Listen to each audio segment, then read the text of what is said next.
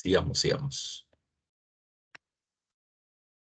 Ya, muchachos, le decía entonces, el primer viaje de Colón era un desastre, ¿ya? Porque se terminó saliendo de Panamá y al cruzar por diferentes islas por mar no terminó llegando a ningún puerto importante.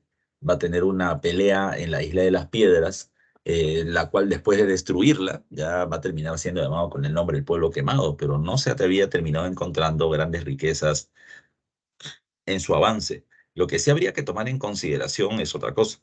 Habría que tomar en cuenta que a pesar de lo complicado precisamente que habría que considerar esto, los españoles con Pizarro a la cabeza continuaron con su viaje de exploración y van a terminar llegando en su segundo viaje a descubrir el Tahuantinsuyo. En su segundo viaje se llega al Chinchaisuyo y cuando los españoles terminan encontrando el territorio tan amplio y tan rico que terminaba siendo el Imperio Incaico, tuvieron que evitar la invasión, porque eran pocos y porque tenían que esperar tener un permiso especial para poder invadir el Tahuantinsuyo. Este permiso especial, ya por especial, iba a terminar siendo la llamada capitulación de Toledo.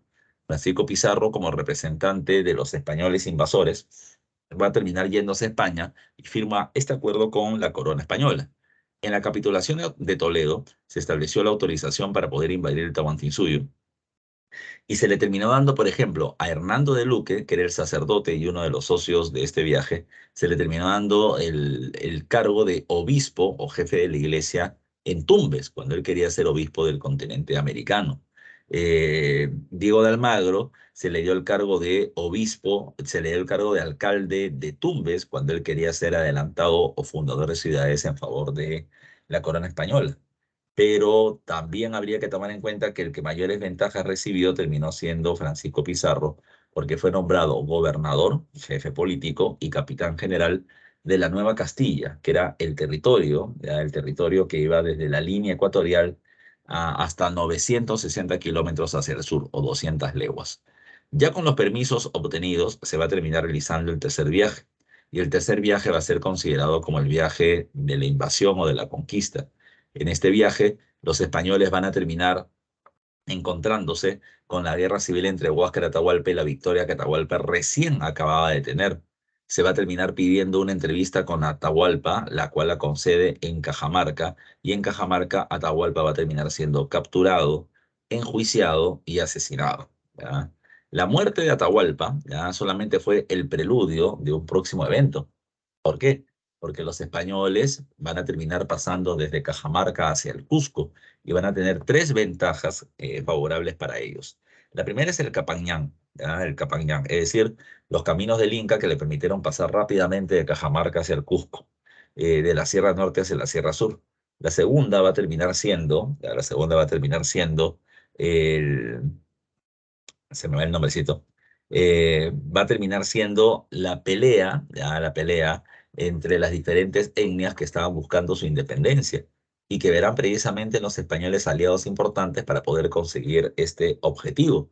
Chancas, Huancas, Tumpis, Tayanes, Cañari, Chachapoyas y un montón de pueblos más van a terminar siendo aliados de los españoles para poder someter el Tahuantinsuyo. Ese es un aspecto importante que siempre hay que recordar.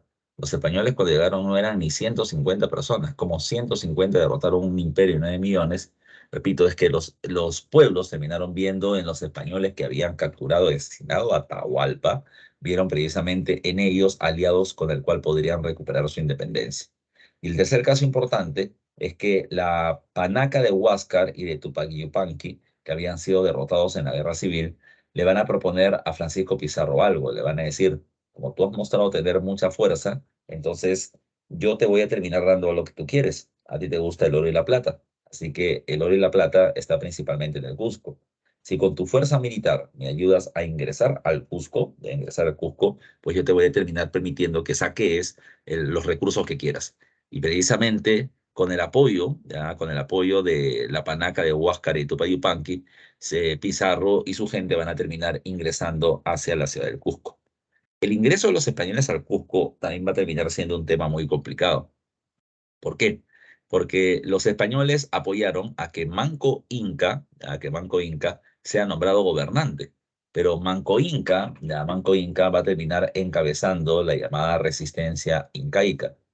Manco Inca en 1536 pasó de aliado de los españoles a opositor de los mismos. ¿Por qué? Uno, porque los españoles no respetaban su autoridad como gobernante, y segundo, porque los españoles no respetaban las propiedades de las panacas, de las familias gobernantes del Cusco. Los habían botado de sus barrios, habían saqueado sus templos, y la gente le decía a Manco Inca, pues reacciona, ¿no? Con lo que estás viendo.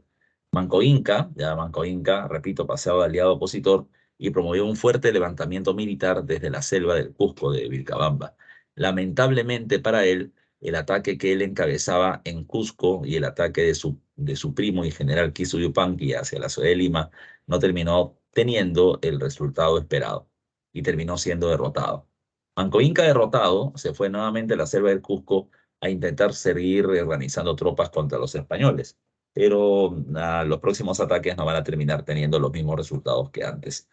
Tras la muerte de Manco Inca, su hijo llamado Zairi Tupac ya no va a buscar restaurar el Tahuantinsuyo. Su hijo lo que va a terminar buscando es, al darse cuenta que vencer a los españoles era muy complicado, lo que él va a terminar planteando es obtener la mayor cantidad de beneficios para él y para su familia. Así que lo que hizo Zairi Tupac fue negociar con el gobierno virreinal y terminó recibiendo, ya, a cambio de su rendición, terminó recibiendo una encomienda. La encomienda terminaba siendo el principal motivo de guerra entre los españoles de aquel momento. La encomienda era un pueblo indígena que tributaba en favor de quien lo dirigiera. Seritupa recibió la encomienda del Yucay, que no era cualquiera, porque era la tierra más fértil de todo el Tahuantinsuyo y por lo tanto se podían obtener buenos tributos. Pero dejó de pelear por el Tahuantinsuyo por terminar teniendo las tierras del Yucay.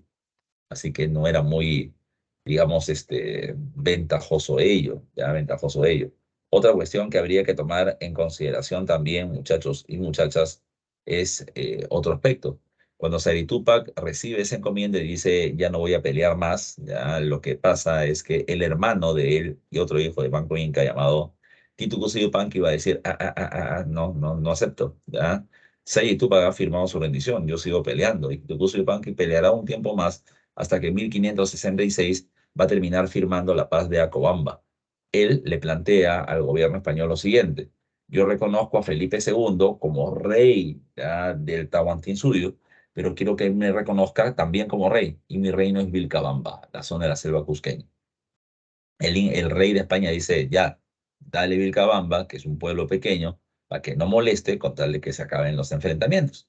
Y todo andaba normal hasta que Tito Yupanqui fallece y se acusa a los sacerdotes, ya a los sacerdotes de la localidad, a los sacerdotes católicos de haberlo asesinado. La muerte de Tito Yupanqui hace que su hermano, Tupac Amaru primero, no José Gabriel Condorcanqui por si acaso, Tupac Amaru termine planteando una política de aislacionismo, ninguna relación con los españoles, ni comercial, ni religiosa, ni nada, ¿ya? Ni nada, ni política, ni diplomática. Todos los españoles de la zona se tenían que ir. Pero la muerte de un español dentro de este proceso hizo de que el virrey de la época, que era el virrey Francisco de Toledo, termine utilizando ese argumento como pretexto para invadir con sus tropas la zona de Vilcabamba, de Vilcabamba, capturar a Tupac Amaru y frente a los caciques, frente a los líderes nobles de diferentes pueblos del Cusco, frente a todos en el Cusco, Tupac Amaru fue decapitado y descuartizado. Y cada una de las partes de su cuerpo, y cada una de las partes de su cuerpo va a terminar siendo enviada a diferentes provincias para terminar generando este proceso de eh, atemorizar a las poblaciones de que no podrían hacer nada en contra del gobierno.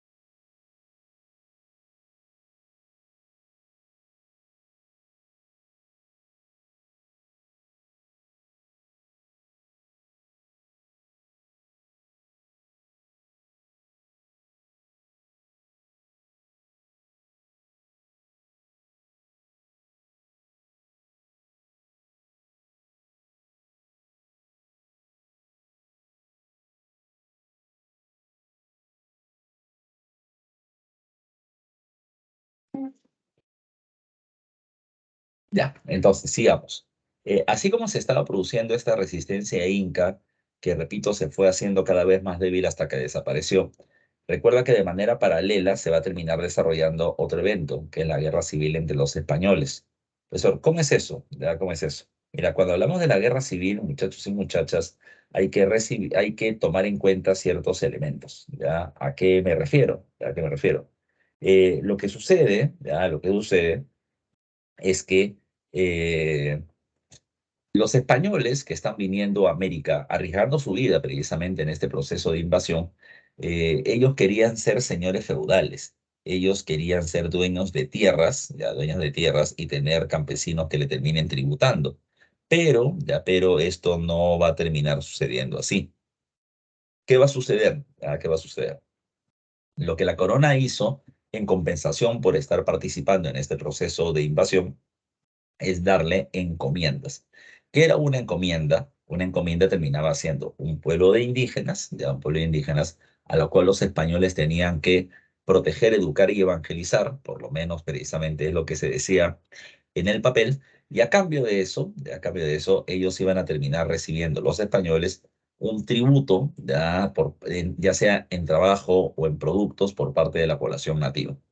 De esa manera es que se va a terminar generando este proceso del encomiendo-beneficio. La encomienda, que era un pueblo indígena tributario, no todas las encomiendas eran iguales. ¿Por qué? Porque el valor o la riqueza de una encomienda dependía de la cantidad de población que viviera en un territorio y la fertilidad del suelo. Es decir, mientras más fértil el suelo, más producción, mientras más producción, más tributo para el español. Segundo, mientras más población existente, más gente que le pagará tributos. Entonces, habían encomiendas que eran ricas al norte del actual Perú, y habían encomiendas que eran menos ricas al sur del actual Perú. Y ese punto va a terminar siendo importante. ¿Por qué? Porque se van a producir guerras, ya las denominadas guerras civiles entre los españoles. Las guerras civiles entre los españoles se van a terminar produciendo en tres episodios diferentes. La primera es la llamada Guerra de los Grandes Conquistadores, Francisco Pizarro contra Diego de Almagro. A Pizarro le habían dado la gobernación de la Nueva Castilla, pero luego la corona española hizo un cambio, ¿ya? Desde el sur de la Nueva Castilla, por 200 leguas, se creaba la gobernación de la Nueva Toledo con Diego de Almagro como gobernador, ¿ya? ¿Qué pasó? Los dos reclamaban que el territorio del Cusco se encontraba dentro de su respectiva gobernación, y eso comenzó a generar una pelea. Entre ellos, entre los líderes, la pelea era por la posesión del Cusco. Pero tomen en cuenta de que Pizarro y Almagro no se van a pelear parados y sin polo en la calle, sino que Pizarro va a terminar teniendo sus seguidores, los pizarristas, y Almagro sus seguidores, los almagristas. Precisamente, la gente de Almagro terminaba peleando por su líder para que éste venza a Pizarro. ¿Por qué?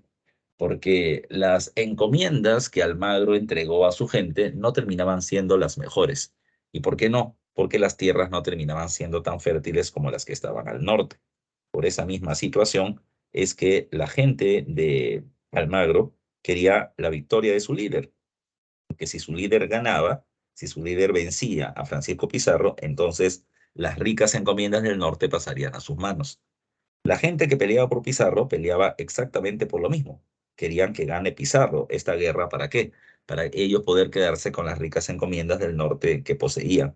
De tal manera, insisto, que la guerra entre Pizarro y Almagro no solamente era una guerra entre los líderes, sino que era una guerra entre los seguidores de ambos, porque de esta manera querían asegurarse el control de las mejores encomiendas posibles. Los pizarristas quieren mantenerla en sus manos y los almagristas se la quieren arrebatar. Por eso mismo es que se va a terminar produciendo este conflicto. Ahora bien, no todo va a terminar quedando ahí. ¿Ya? No todo va a terminar quedando ahí. ¿Qué más hay que tomar en cuenta? ¿Ya? ¿Qué más hay que tomar en cuenta? Cuando hablamos de este proceso, hay otras cosas a tomar en consideración. Por ejemplo, ¿qué? Ya, por ejemplo, ¿qué? Toma en cuenta de que en esta guerra entre pizarristas y almagristas, los dos líderes van a terminar siendo asesinados. Los hermanos de Francisco Pizarro, Gonzalo y Hernando, van a matar a Diego de Almagro en una batalla llamada como la Batalla de las Salinas. En venganza, los almagristas van a terminar haciendo dos cosas. Van a traer al hijo mestizo de Diego de Almagro, llamado Diego de Almagro el Mozo, y lo van a terminar nombrando como heredero de su padre, y en base a él van a seguir con esta pelea por las ricas encomiendas del norte. Y precisamente van a asesinar a Francisco Pizarro en la ciudad de Lima. Cuando matan a Francisco Pizarro, Almagro el Mozo va a ser nombrado gobernador del Perú, es decir, de la Nueva Castilla y de la Nueva Toledo. Con eso los almagristas se hacían el control de las ricas encomiendas de la región del norte, ya de la Nueva Castilla. Ahora, otro aspecto más a tomar en consideración. El otro aspecto a tomar en cuenta es que después de esta victoria de los almagristas y la búsqueda de venganza por los pizarristas, la corona española decide enviar recién ahí, tras la muerte de los dos grandes líderes, recién la corona termina enviando un representante. Y ese representante va a terminar siendo Vaca de Castro como gobernador para el Perú. Vaca de Castro, ya Vaca de Castro, ¿qué es lo que hará? Vaca de Castro, ya Vaca de Castro, va a terminar con apoyo de los pizarristas, derrotando a los almagristas y al Almagro el Mozo en una batalla llamada con el nombre de la Batalla de Chupas. Tras la victoria de Vaca de Castro, este fue muy hábil. Vaca de Castro va a terminar estableciendo lo siguiente. Ya va a terminar estableciendo lo siguiente. ¿Qué es lo que va a hacer? ¿Qué es lo que va a hacer? Vaca de Castro, ya Vaca de Castro, le dice, a ver, los pizarristas me ayudaron, ¿ya? Pero quedan pocos, y los almagristas perdieron, pero quedan pocos. Entonces, si es que yo beneficio a los pizarristas y a los almagristas no, pues ellos me van a terminar haciendo la bronca. ¿Qué hay que hacer entonces?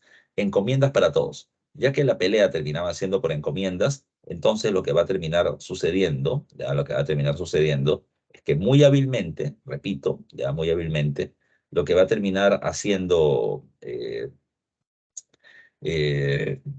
Vaca de Castro fue entregar encomiendas a ambos bandos, de ambos bandos, para de esa manera, ya, para de esa manera terminar calmando los conflictos internos que existían.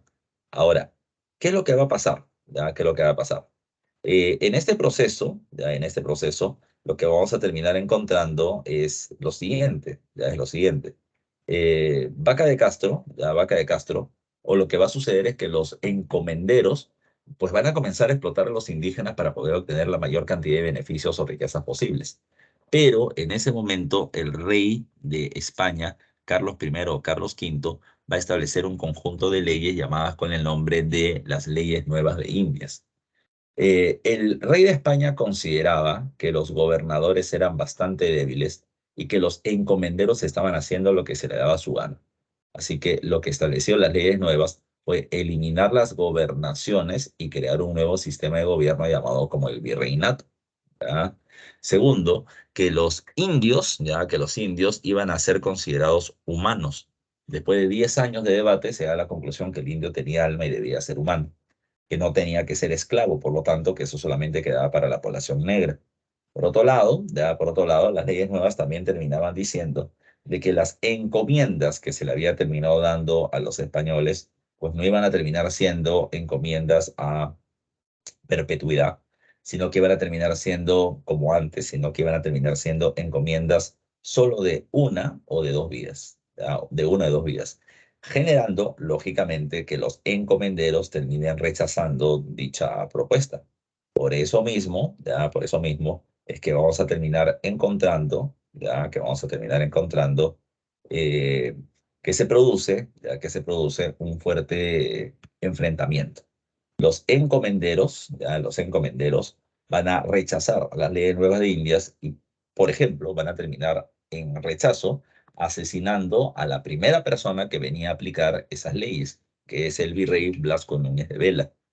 Después de haber asesinado al primer virrey del Perú, los encomenderos terminaron planteando declarar independiente al Perú con respecto a España, ¿ya? Por eso es que se le va a terminar llamando como separatistas. Y la corona española va a terminar enviando a una sola persona para derrotar a estos encomenderos rebeldes, y esta persona se llama Pedro de la Gasca. Pedro de la Gasca era un sacerdote que venía a prometer el perdón de Dios para que no vivas en pecado por haberte rebelado contra el rey. Además de eso, venía a darte el perdón del rey para que si te retirabas de la rebelión, pues el rey no iba a terminar juzgándote. Y además de eso, se terminaba planteando de que Pedro Lagasca te iba a dar encomiendas por un poco más de tiempo, 3, 4, 5 vidas si te ponías de su lado. Pues bueno, con Pedro de la Gasca se va a derrotar en la batalla de Jaquijahuana a Gonzalo Pizarro y a los encomenderos separatistas y rebeldes. Y con eso se afianza el dominio virreinal. Otro dato que es importante es que Pedro de la Gasca prometió pues que quien lo ayude iba a terminar recibiendo encomiendas y beneficios, mano de obra indígena.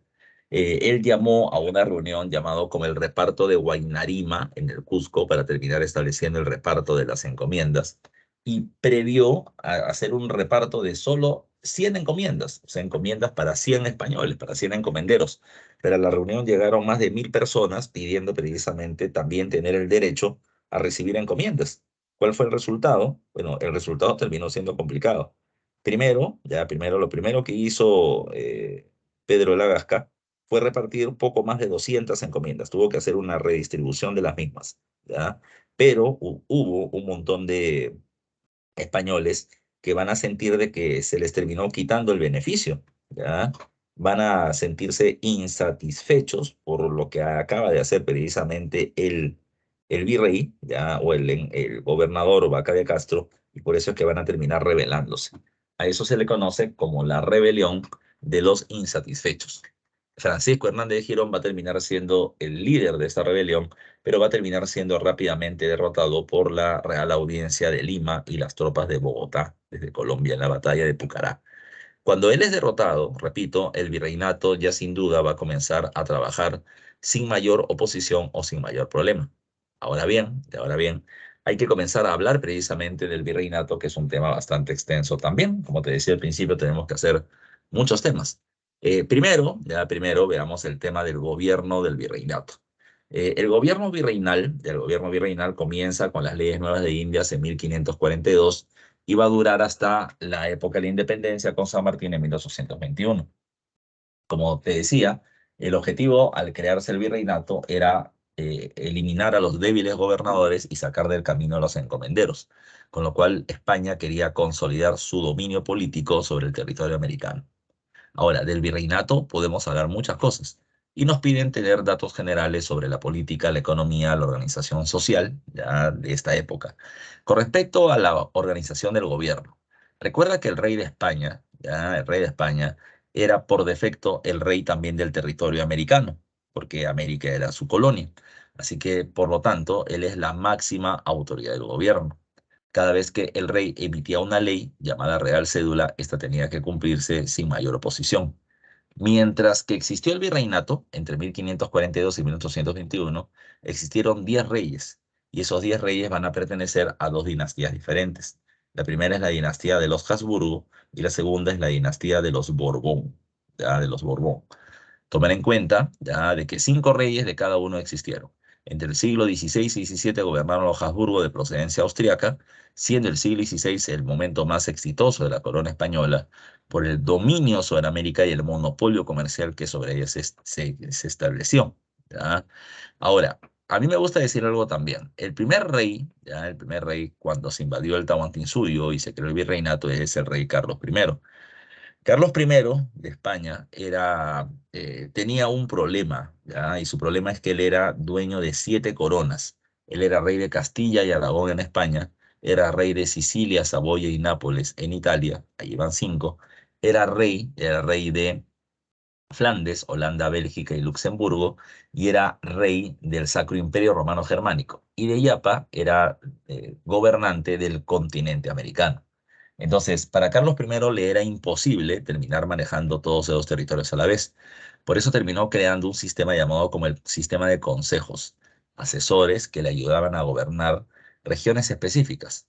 De esa manera existía el Consejo de Castilla, el Consejo de Aragón, el Consejo de Flandes, el Consejo de Inglaterra, el Consejo del Sacro Imperio, el Consejo de Italia y el que nos interesa, el Consejo de Indias. Un dato a tomar en cuenta es que los españoles nunca llamaron a este continente, nunca lo terminaron llamando América, siempre lo llamaron Indias. Así que el Consejo de Indias era el grupo de funcionarios encargados de administrar el gobierno sobre el territorio americano. El Consejo de Indias, ¿qué es lo que hacía? Número uno, hacía las leyes para América, se le llamaban leyes de Indias.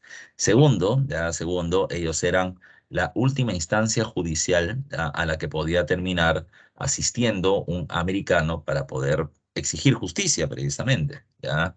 Habían niveles. El primer nivel terminaba siendo el corregidor, ¿ya? El jefe de una provincia.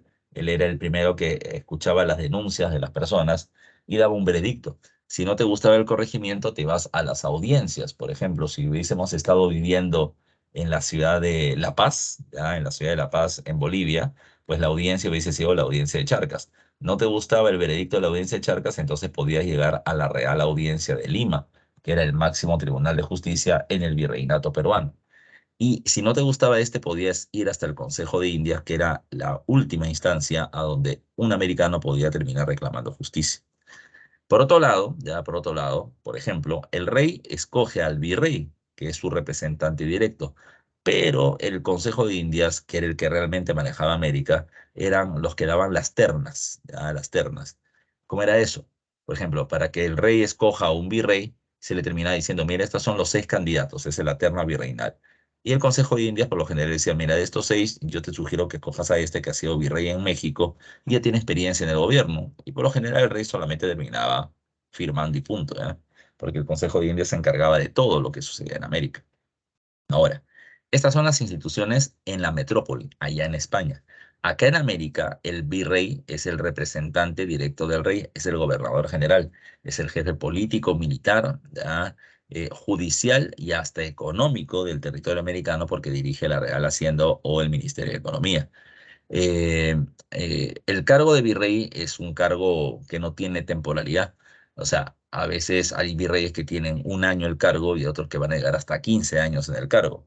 El promedio era 4 en general, ¿ya? El promedio era 4. Y el virrey, mientras que estaba ejerciendo el cargo, podía ser denunciado de varias cosas, de robo, de corrupción, de ineficiencia, pero no se podía abrir un juicio en su contra. Se podía haber denuncia, pero no había proceso judicial. Cuando acababa su cargo, todas las denuncias en su contra terminaban pasando al Consejo de Indias y el Consejo de Indias recibía al virrey con un juicio general llamado como el juicio de residencia, ¿ya? Por si acaso. Por otro lado, como te decía, está el sistema judicial. El sistema judicial tiene 4 niveles: corregidor, audiencia, real audiencia y Consejo de Indias. El virreinato peruano, no te olvides que iba desde Panamá hasta Chile, toda América del Sur, menos Brasil y Venezuela, ya menos Brasil y Venezuela.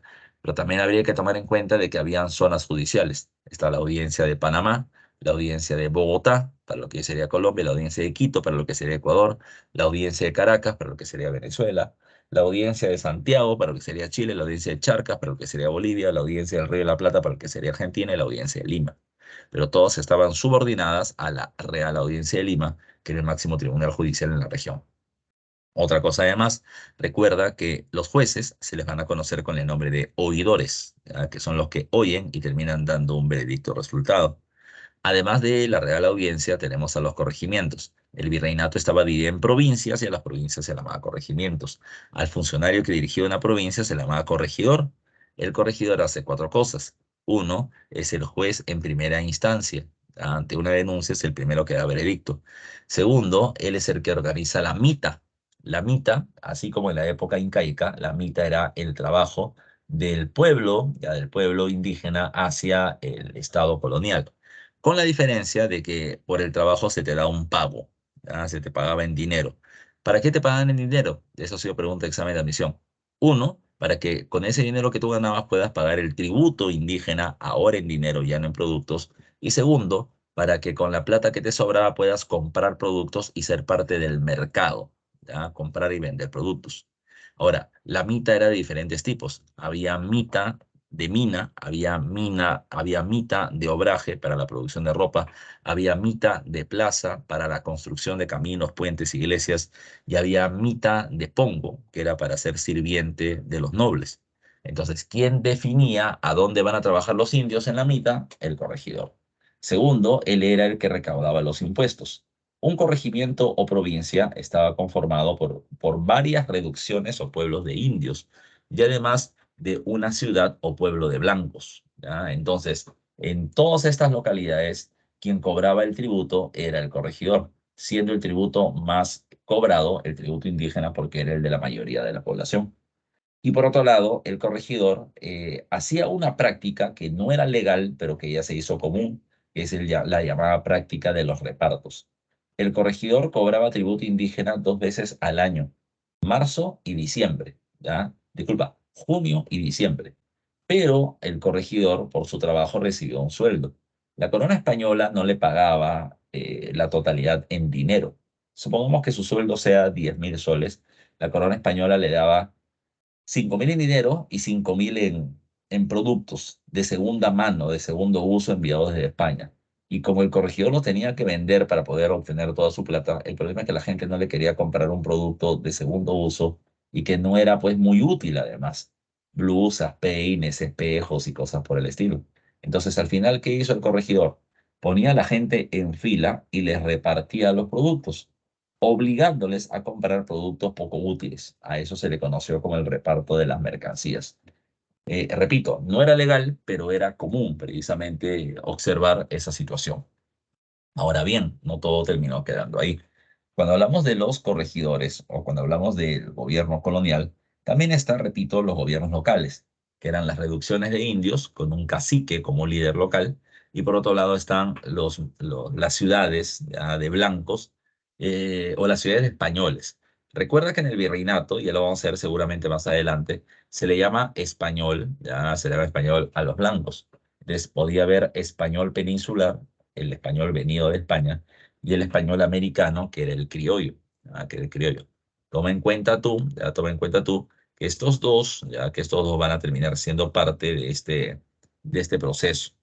En las ciudades, el alcalde era el que dirigía, el municipio o cabildo era el espacio de donde se terminaba ejerciendo el gobierno, y era parte de esta diferencia con respecto a los pueblos de indios. Ahora, con respecto a la economía, hay que tomar en cuenta también otros datos diferenciales. Primero, cuando hablamos de la economía virreinal, toma en cuenta de que se promueve el mercantilismo. ¿Qué es el mercantilismo? Es el hecho por el cual la corona española promueve el comercio, pero cobra muchos impuestos. ¿Ya? No te olvides, ¿ah? ¿Qué cosa es el mercantilismo? Es el hecho por el cual la corona española cobra promueve el comercio, construye puertos, caminos y demás, pero va a terminar cobrando altos impuestos, con lo cual interviene en la economía, no permitiendo que los empresarios logren tener más ganancias para poder generar más negocios. Además de eso, se habla de que el mercantilismo es intervencionista, porque la corona interviene, por ejemplo, en algo llamado con el nombre del justiprecio. Porque ¿cómo era eso el justiprecio? La corona española decía, por ejemplo, de que en algunos casos por sequías, por ejemplo, el precio del trigo podía terminar subiendo demasiado. Entonces, lo que se establecía era otra cosa, ¿no? Él terminaba planteando, bueno, si el precio del trigo ha terminado subiendo, entonces, como esto no le conviene al pueblo, el Estado interviene poniendo un precio justo, el justiprecio. Ya no te olvides tú. Ahora, ¿qué más hay que tomar en cuenta? ¿Ya? ¿Qué más debe tomar en cuenta? Otra característica que era esencial, además del intervencionismo en los impuestos y en los precios, era el tema del monopolio. Profe, ¿qué significaba esto? Que durante la época del virreinato se le podía comprar productos única y exclusivamente a España. Y a eso se le llamaba monopolio. No le podíamos comprar productos a Inglaterra, a Francia, a Portugal. No, no, no, no, no. Solamente a España, porque ellos ejercían el dominio del monopolio comercial sobre nosotros. El tercero es el unionismo. En el siglo XVI, sobre todo, se terminó definiendo de que el reino más poderoso era aquel que venía teniendo la mayor cantidad de oro y plata en sus reservas. Y sin duda alguna, el que lo venía teniendo era España, gracias primero al saqueo de los templos y al rescate de Atahualpa, con el cual se obtuvo mucho oro. Pero luego se va a obtener mucha plata entre el siglo XVI y parte del XVII gracias a la explotación de las minas de plata de la región de Potosí. ¿Ya? Segundo caso. En el caso del comercio, recuerda que la corona española buscaba controlar el comercio entre España y América, evitar el contrabando y obtener la mayor cantidad de ingresos posibles. De tal manera de que todos los productos que salieran de cualquier parte de España hacia América o que entraban a España desde el territorio americano pasaban por la llamada Casa de Contratación de Sevilla. Ellos regulan o manejan el comercio transatlántico entre España y sus colonias, ¿ya? Pero, así como está el caso de la Casa de Contratación de Sevilla, también habría que tomar en cuenta el caso del Tribunal del Consulado. El Tribunal del Consulado era la institución que se encargaba del manejo del comercio acá, en el Virreinato del Perú, el que está el Tribunal del Consulado de Lima. Todos los productos que salían de España pasaban por el puerto de Sevilla, por la casa de contratación, eran revisados, pagaban sus impuestos, se registraba la tripulación y los productos venían hacia el virreinato peruano. Cuando llegaban hacia el virreinato del Perú, acá había el puerto del Callao que recibía los productos y el tribunal del consulado que hacía. Bueno, primero revisaba que los productos que salieron de España eran los mismos que llegan hasta el Perú, para evitar el contrabando, y el Tribunal del Consulado se encargaba del manejo del comercio en todo el virreinato peruano, desde Panamá hasta Chile, excepto Brasil y Venezuela. Profe, o sea que ellos eran los que manejaban el comercio. Así es, pero habría que tomar en cuenta de que ellos deberían evitar el contrabando y los primeros contrabandistas eran ellos. ¿Ya? Ese es otro punto que hay que tomar en consideración. ¿Qué más? Ya, ¿qué más hay que recordar? En el tema de la minería, a ver, la corona española va a tener como principal actividad económica a la minería.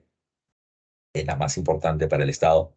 ¿Por qué? Porque, repito, de la acumulación de metales preciosos es que se terminaba sustentando el poder de un reino, ¿ya? Toma en cuenta tú de que habían dos minas complementarias. Una se llamaba Potosí, en el Alto Perú, Bolivia, de donde se tenía la mina de plata más grande del mundo en ese momento. Y la otra mina importante era la mina de mercurio de Huancavelica, ¿ya? ¿Por qué era importante esta? Porque el mercurio era un metal líquido que terminaba permitiendo separar a los metales por peso atómico. En Potosí no solo se sacaba plata, cuando tú terminabas excavando, terminabas encontrando metales juntos, plata, plomo, zinc, estaño, cobre, ¿ya? Entonces, ¿qué es lo que se hacía? Ese metal se fundía, se ponía en estado líquido y luego se echaba sobre piscinas de mercurio caliente y el mercurio separaba el metal por peso atómico. Precisamente, ya precisamente es por ello que Huancavelica y Potosí eran complementarias, una dependía de la otra. Otra cuestión a tomar en cuenta, a la corona también le convenía esta actividad, porque la corona sin hacer nada ya terminaba teniendo un fuerte ingreso. El 20% de la producción minera se cobraba como impuesto a través de algo llamado con el nombre del quinto real. Del quinto real, no te olvides tú. ¿Qué más hay que tomar en consideración? A ver, otro aspecto a tomar en cuenta. Otro aspecto a tomar en cuenta era el tema de las industrias, me terminan poniendo acá, ¿no? Las industrias eran los centros de producción que se venían teniendo en el Perú. Por ejemplo, la producción de ropa ya se venía teniendo a través de los obrajes. La ropa, digamos, de mediana calidad. La ropa de más baja calidad se terminaba haciendo en los chorrillos.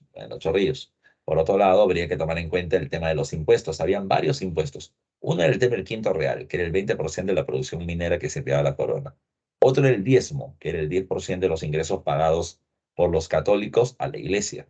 El otro era la alcabala, que era el impuesto como el IGB de la actualidad, el IGV, que es por el comercio interno, ya dentro del virreinato, se llama alcabala. Al principio era el 2% del precio de venta del producto y luego se terminó elevando hasta el 6%. Y el almojarifazgo, el impuesto por el comercio internacional. Si se tenía comercio con México o con España, se tenía que pagar ese tributo. En el aspecto social, habría que tomar en cuenta que la sociedad terminaba teniendo varias formas de intentar interpretarla, comenzando por el tema de las repúblicas.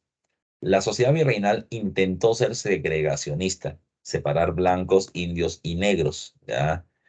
Por ejemplo, en Lima, en la ciudad de Lima, había el barrio de blancos, que era el centro de Lima, el barrio de indios, que era Barrios Altos, y el barrio de negros, que era el Rima.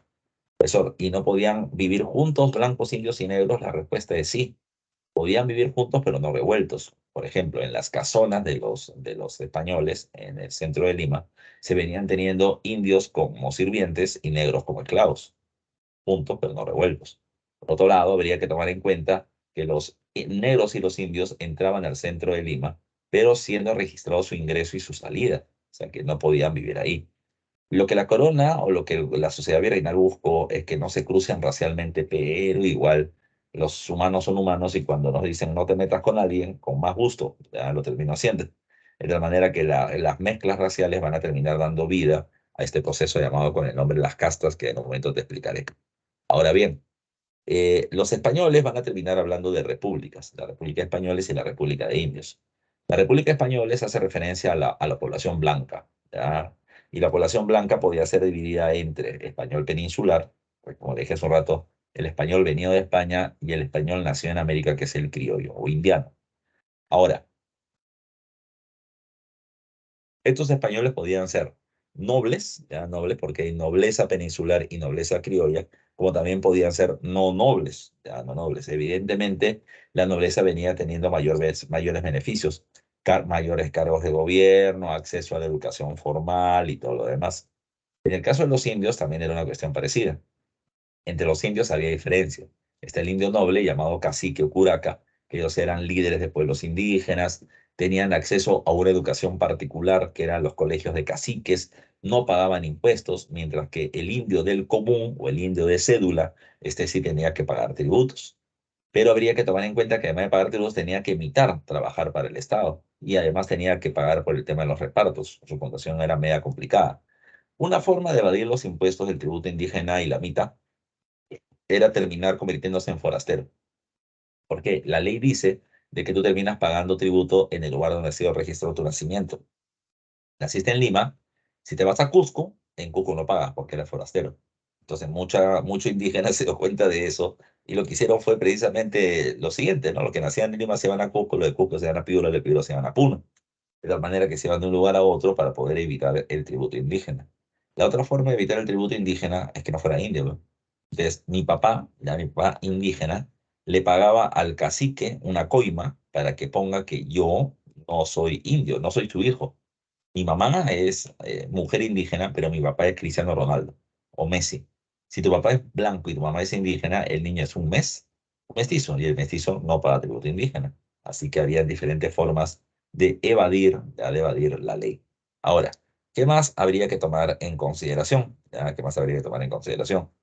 Un aspecto que terminó siendo importante, el aspecto que terminó siendo importante, es como les había mencionado, que el gobierno intentó evitar las mezclas raciales, pero los humanos son humanos y se van a terminar mezclando un gran grupo de ellos. Del blanco con la india nacía el mestizo, del negro con la india nacía el sambo, ¿ya? El sambo, y del blanco con la negra salía o el mulato, ¿ya? O el mulato, ¿ya? O el sacalagua. El mulato era aquel que venía teniendo piel oscura pero rasgos de blanco, o sea, no tenía los labios muy gruesos ni el cabello tan ensortijado o la nariz tan ancha, sino que venía teniendo nariz perfilada, labios delgados, cabello medio ondeado, pero la piel oscura.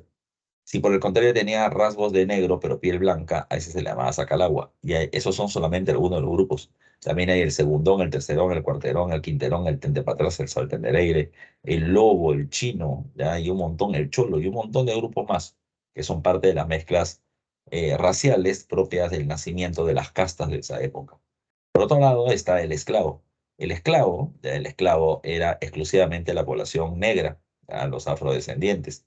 Y habría que tomar en cuenta que los esclavos podían terminar trabajando como peón, como campesino en las haciendas de la costa, ya sea azucareras en el norte o algodoneras en el sur, podían ser utilizados como sirvientes en las casas de los nobles, podían ser utilizadas como amas de compañías para las mujeres de la élite o de la nobleza, pero también podían ser utilizados como comerciantes, ¿ya? O sea, se le podía utilizar de todos porque el esclavo era una propiedad del amo generador de riquezas.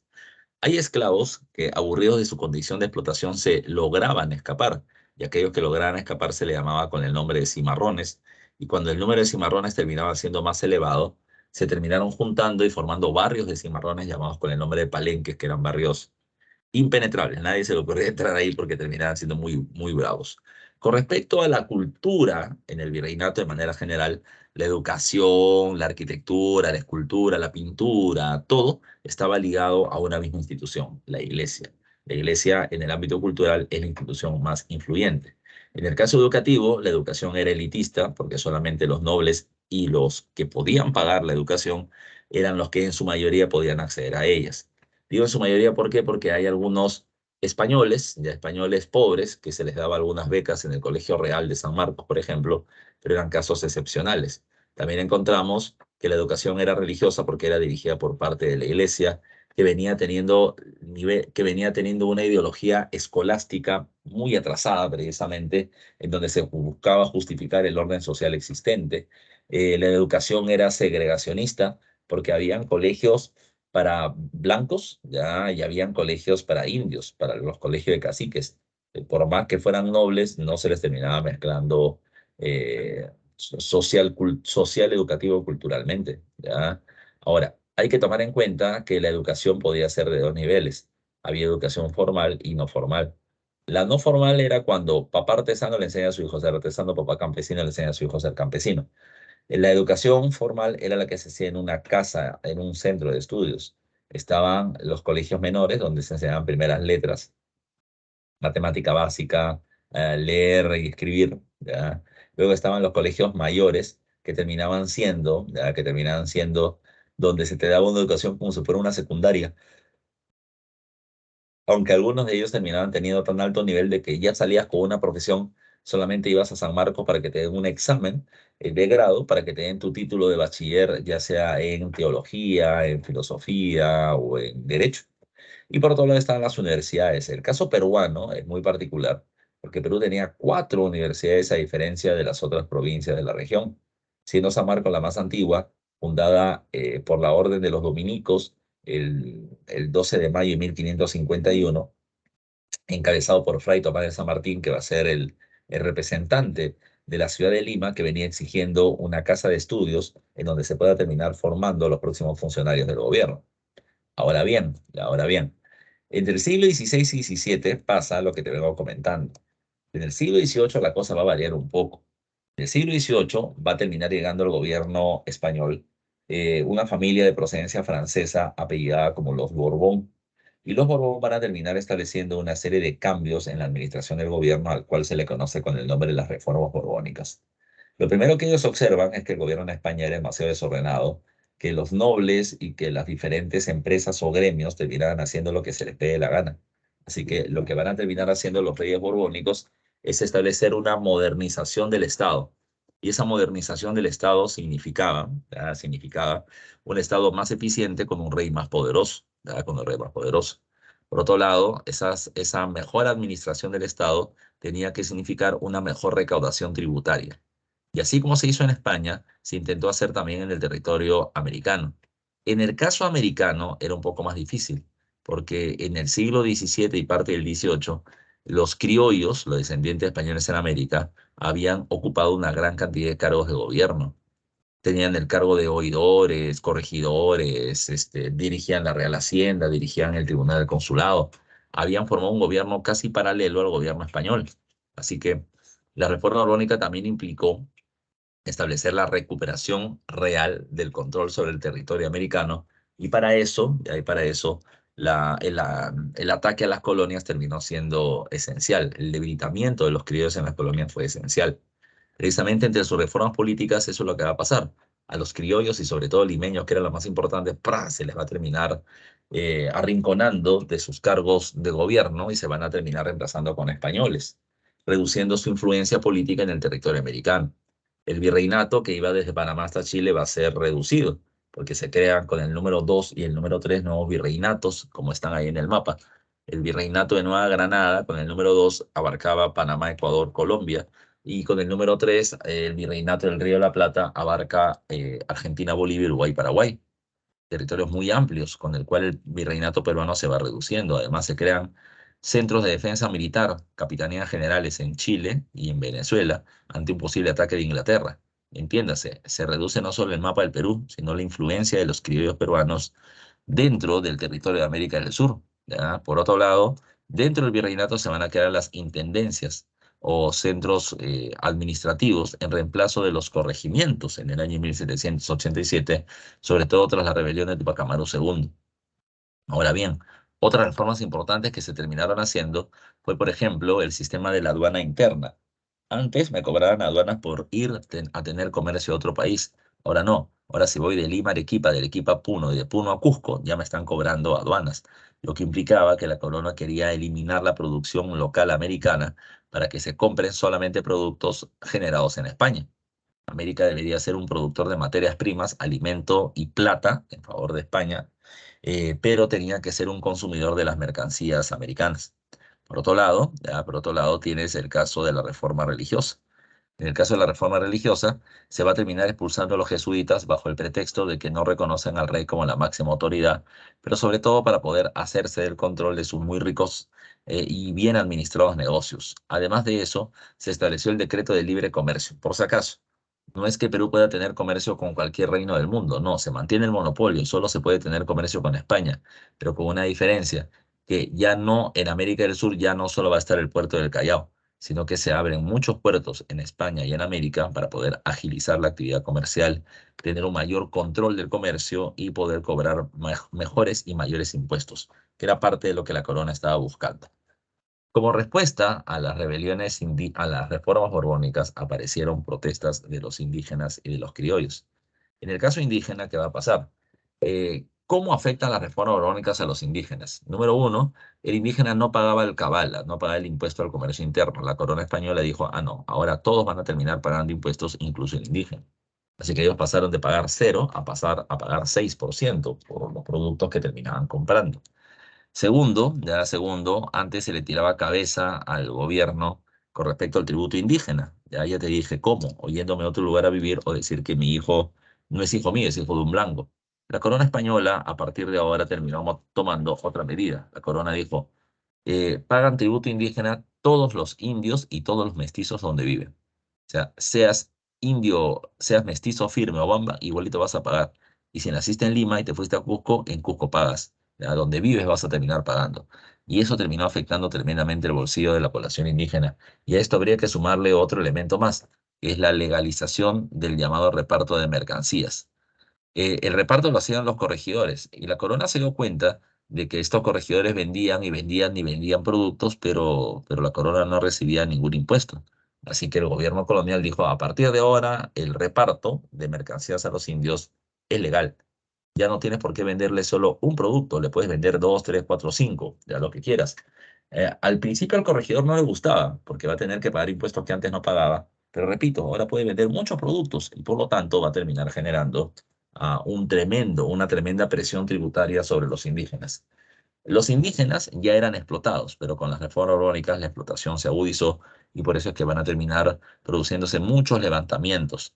Los levantamientos eran ataques contra el corregidor, principalmente, que era la principal figura del gobierno colonial en las provincias. Lo agarraban a rocones en las fechas en que ellos querían venir a cobrar el tributo indígena, pero por lo general eran levantamientos de ese tipo, levantamientos antitributarios violentos, pero que iniciaban rápido y acababan rápido. Pero van a haber rebeliones que van a ser mucho mayores. Las rebeliones van a ser la de Juan Santo Atahualpa en la zona de la Selva Central, en donde diferentes tribus amazónicas se van a levantar contra el abuso laboral de las misiones franciscanas, matando a varios sacerdotes y teniendo una rebelión de poco más de 10 años en la región de la selva. Rebelión, que no fue derrotada, ya, o sea, no hubo una batalla donde puede decirse en esta batalla acabó la rebelión de San Atahualpa, pero que fue bastante bien controlada por parte de los españoles que pusieron bases militares alrededor de la zona del Gran Pajonal para que esta rebelión no termine siendo una amenaza al gobierno de la colonia. Por otro lado, habría que tomar en cuenta la rebelión famosísima de Tupac Amaru II.